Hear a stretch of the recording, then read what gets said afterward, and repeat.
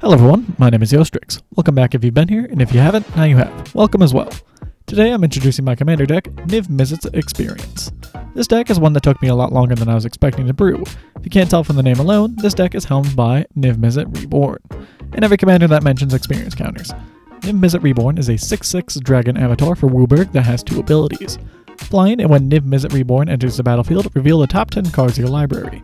For each color pair, choose a card that's exactly those colors from among them, put the chosen cards into your hand and the rest on the bottom of your library in a random order.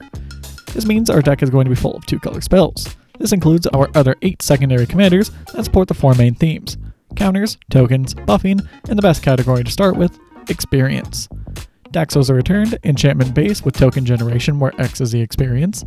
Ezuri, Claw of Progress, experience counters for every 2 power or less entering the battlefield. Add counters to a creature for each experience counter that we have on our combat. Kalemne, Disciple of Iroas, 4 mana double strike that gets +1/+1 for each experience counter we have. Gains experience counters for anything CMC 5 or above. Kelsien the Plague, deal 1 damage, +1/+1 for each experience counter we have.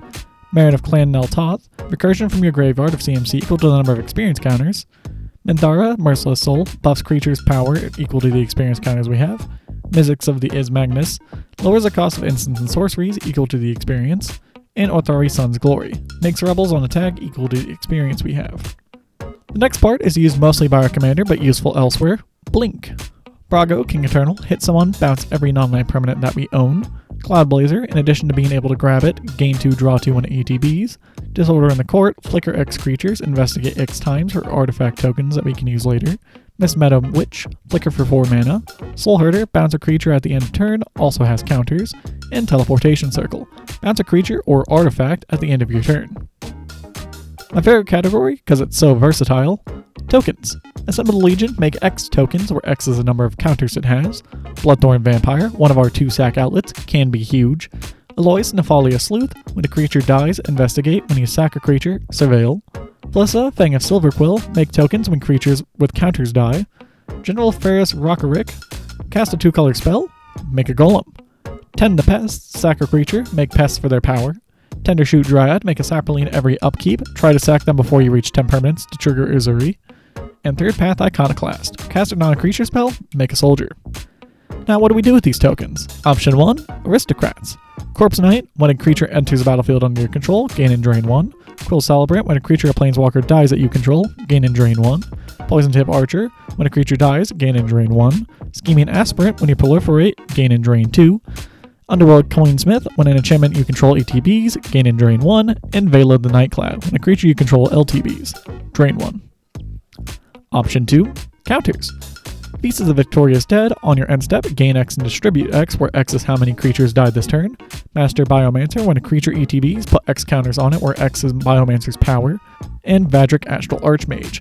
Instants and sorceries cost X less to cast, where X is how many +1/+1s Vadric has. Want to increase these counters? We have Proliferate. Evolution Sage, when in land ETBs, proliferate. Ezuri, Stalker of Spears, when he enters, pay 3, proliferate. When you do, draw a card. Flux Channeler, when you cast an on-creature, proliferate. And Huatley's Raptor, when it ETBs, proliferate. And option 3 for tokens, Utility. Ashnod's Altar, sack a creature, gain 2 colorless. Brian's Stout Arm, for a red, tap, throw the biggest creature in the opponent's face. Debt to the Deathless, pay X, gain and drain 2 times X. Invoke the Firemind, either deal X damage to an opponent or draw X cards.